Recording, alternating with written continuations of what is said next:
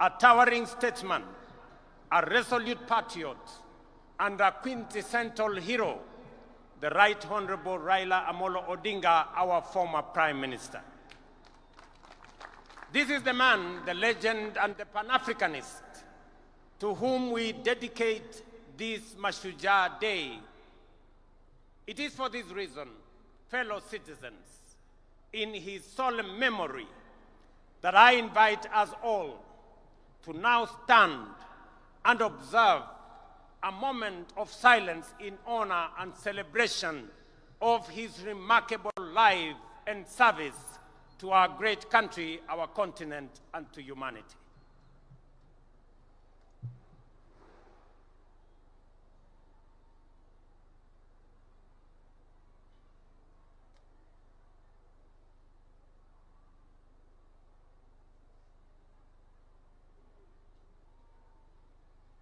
Thank you very much. Thank you very much. Sons and daughters of our motherland, Kenya, Raila Amolo Odinga aspired and labored for a Kenya that is free, that is fair, governed by the rule of law, and filled with limitless opportunity for all of us. Baba envisioned and fought for a nation where, in the immortal words of our national anthem, justice is everyone's shield and defender, where we all dwell in unity, peace, and liberty, and a Kenya that has plenty within its borders. It goes without saying that it is precisely because of great and irrepressible giants like Raila that we find within ourselves the courage and inspiration to go further, to dream bigger, and to pursue higher ideals. For greatness and nobility are never achieved by settling for the ordinary or the comfortable. They are seized by those who dare to push the frontiers of possibility, by those who refuse to be confined by what is, but instead reach boldly for what could be.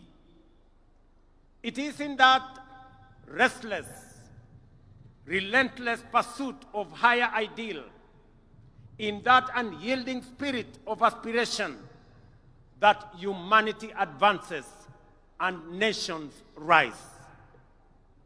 For it is only by stretching beyond our limits that we discover our true strength and fulfill our full destiny. Fellow citizens, as we emerge from a week of profound sorrow and reflection, and as the nation continues to observe the 7 days of mourning on the passing of our former Prime Minister, it is both fitting and worthy that we anchor this year's Mashujaa celebration in the extraordinary and consequential life of our departed legend, the Right Honorable Raila Odinga. In honoring his memory, we also draw from his journey of enduring lessons of courage, service, and unyielding love for country. The first lesson that Baba taught us is to put country above self.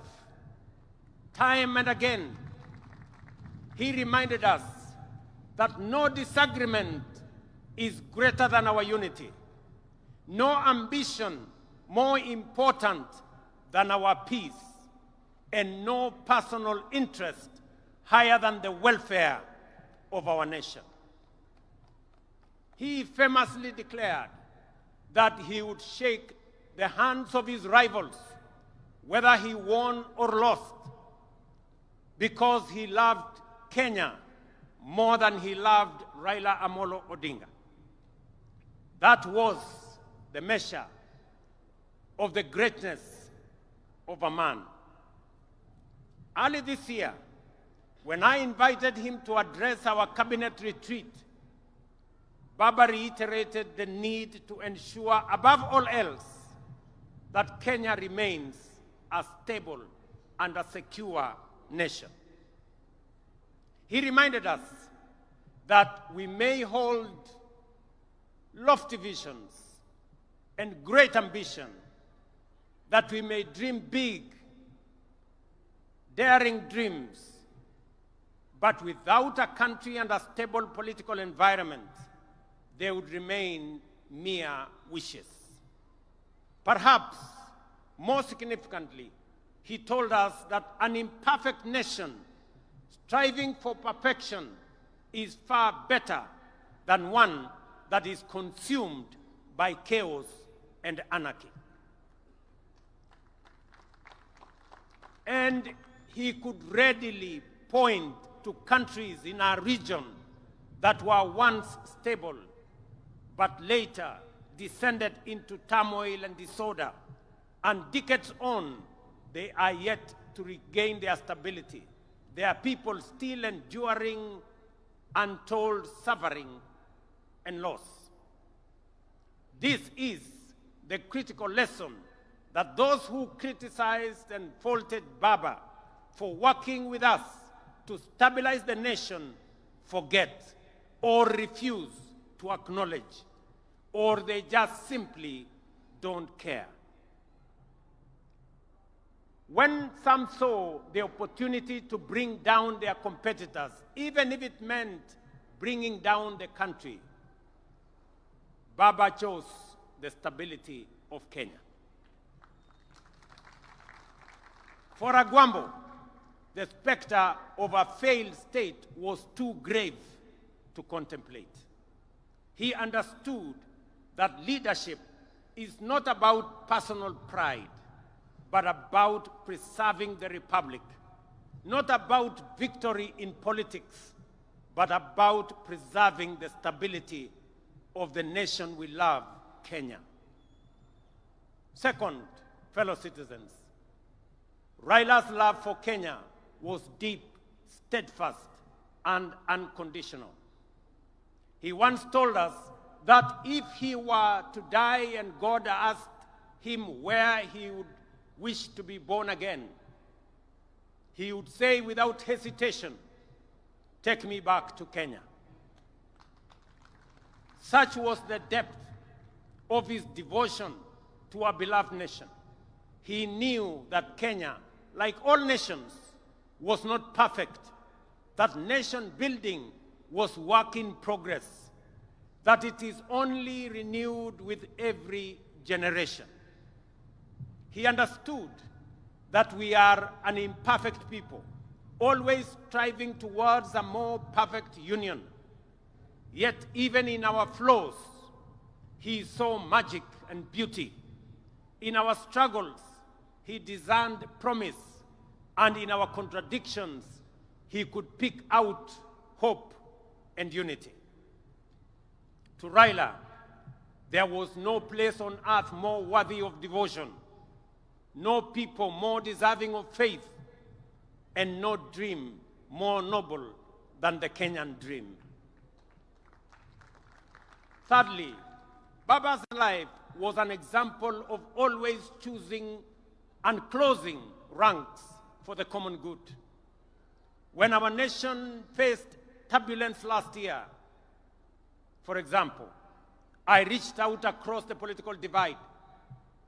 Baba was the first to come to the table to help steady the ship of state, leading to the formation of the broad-based government that has since stabilized our economy and our nation. That is what heroes do. When the stakes are high, they rise above partisanship and put the country first. Even during the last election campaigns, when fate placed us once again on opposite sides of the political divide, Baba spoke words that will echo through generations. He said, and I quote, "I have been to the mountaintop. I have seen the glory land. I may not get there with you, but together we will get there. End of quote. In those words lay the essence of his leadership, selfless, visionary, and anchored in faith that Kenya's destiny transcends any individual. He reminded us that collaboration, even with rivals, is not an act of political convenience, but a sacred pact with posterity. For Baba, it was never about him becoming president. It was about Kenya having a good president, and Kenya moving from a third world status to a first world status in a short time as possible, so that we, as a people and as a nation, can realize our true potential.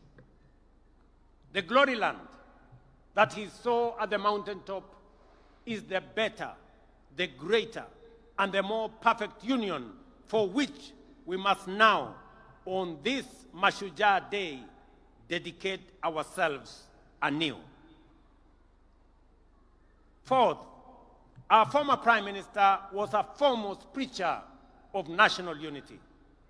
He tirelessly reminded leaders and citizens alike that our overarching identity is not defined by tribe, region, or creed, but by the sacred bond of being Kenyan. He often urged us to think Kenya first, to let the idea of one nation under one flag rise above all else. And he lived by that creed.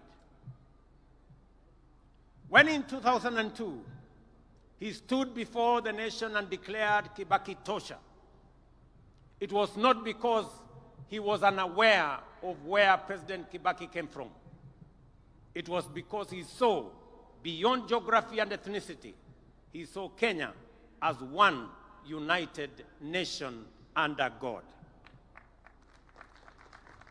Fellow countrymen and women, it would therefore be a desecration of his legacy if we were to allow ourselves to be divided by sectarian interests, by the peddlers of hate, or by the see nothing good about Kenya battalion.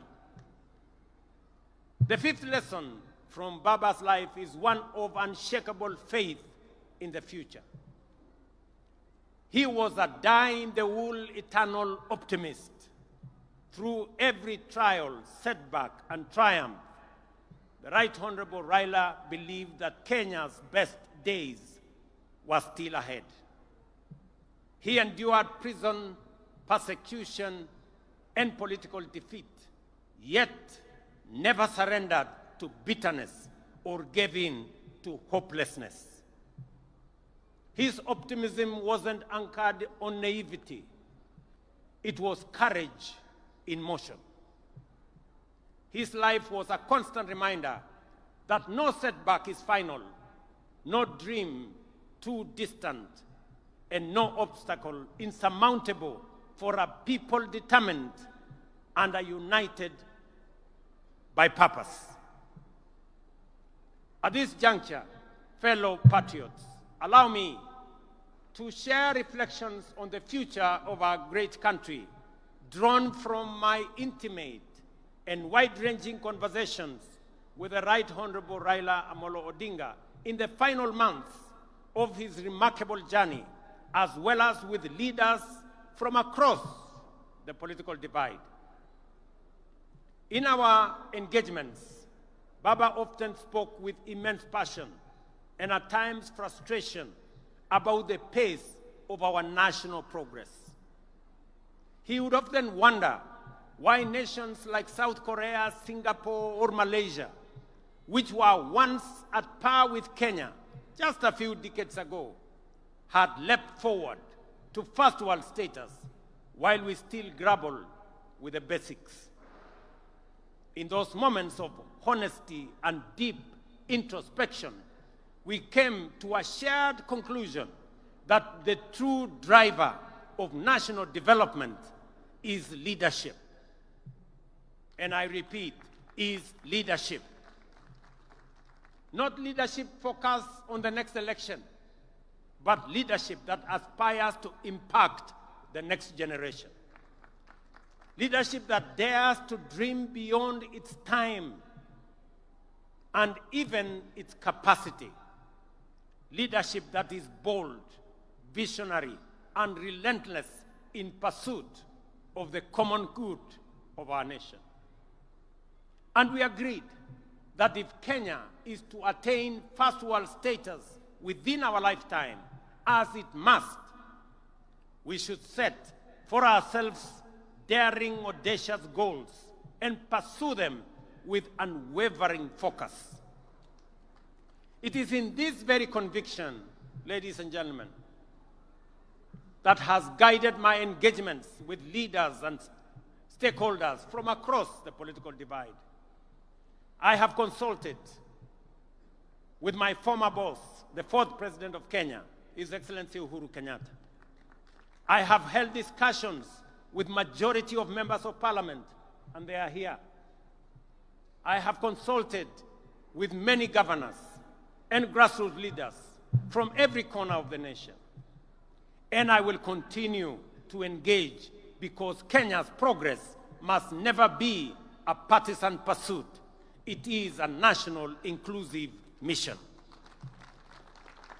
Through these deliberations, I have arrived at a clear conclusion that although we have made commendable progress in stabilizing the nation over the last 3 years, the time has come to take the country to the next level.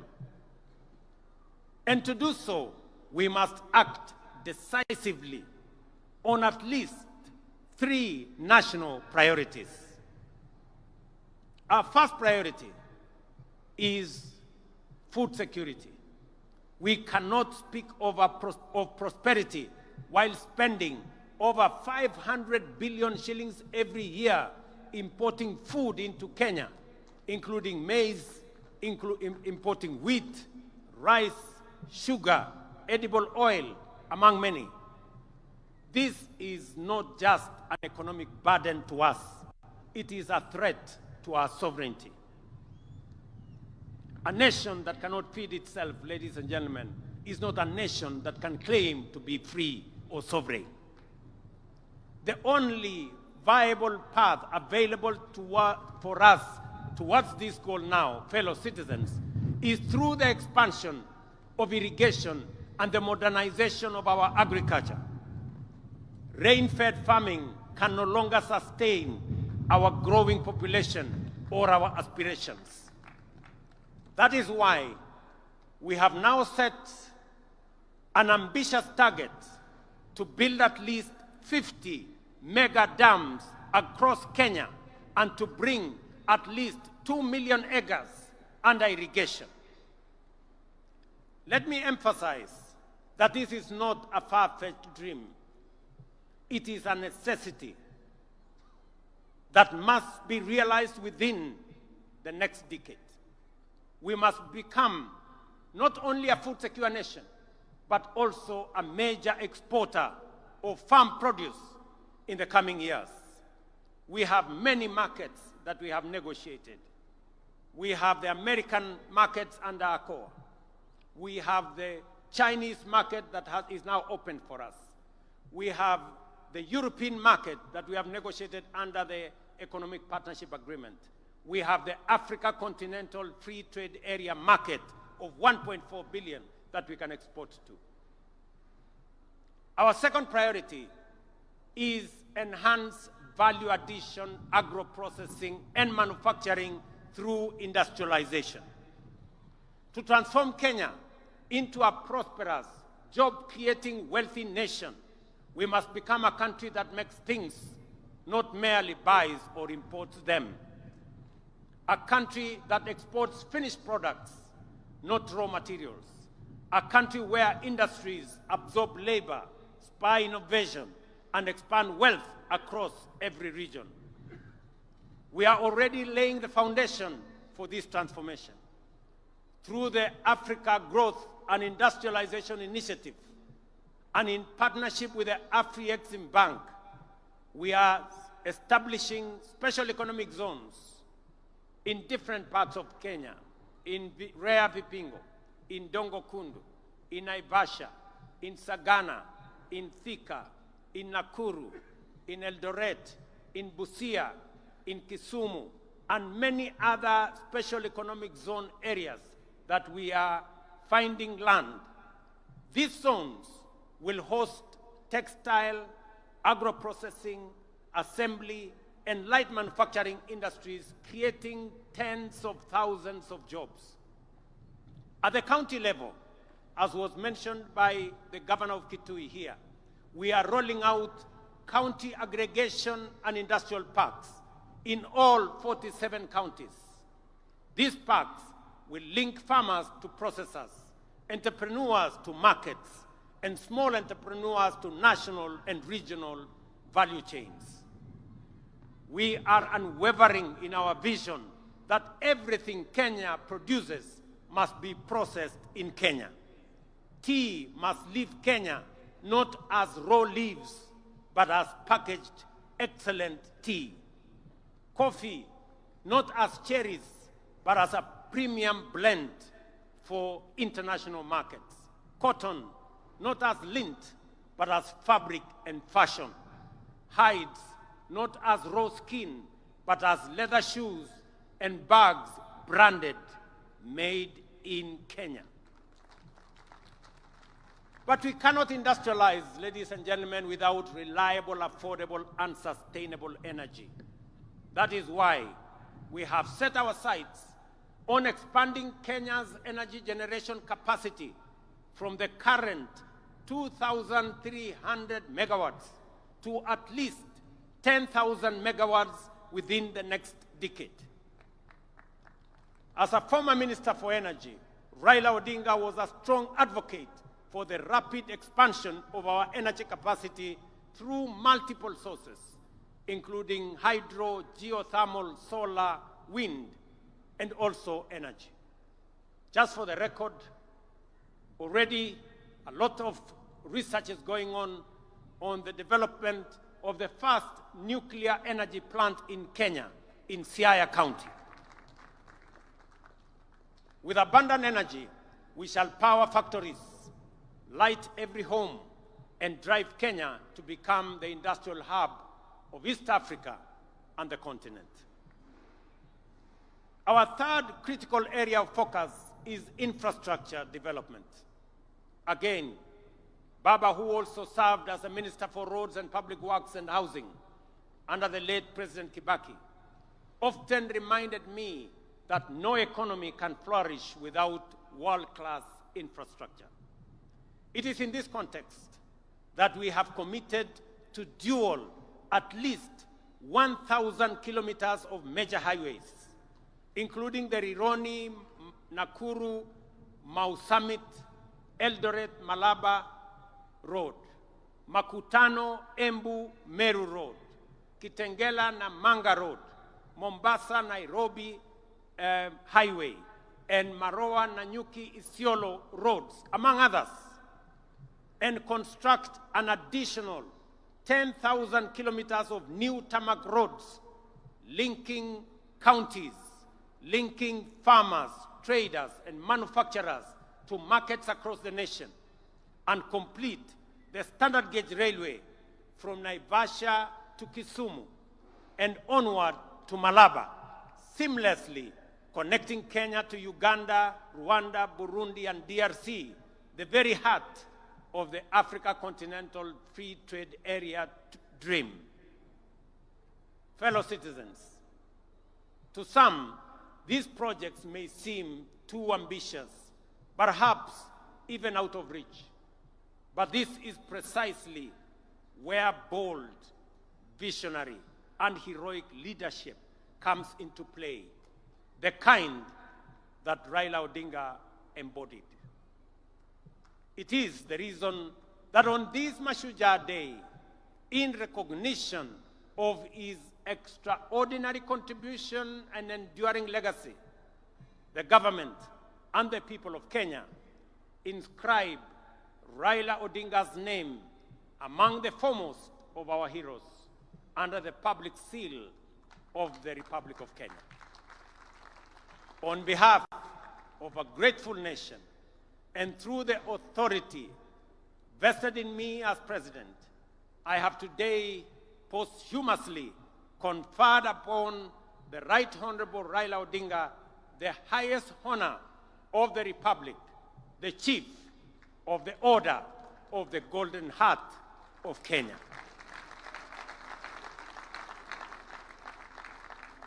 Fellow citizens, I recall that when I spoke during Raila Odinga's state funeral, I wondered, where will another Raila come from?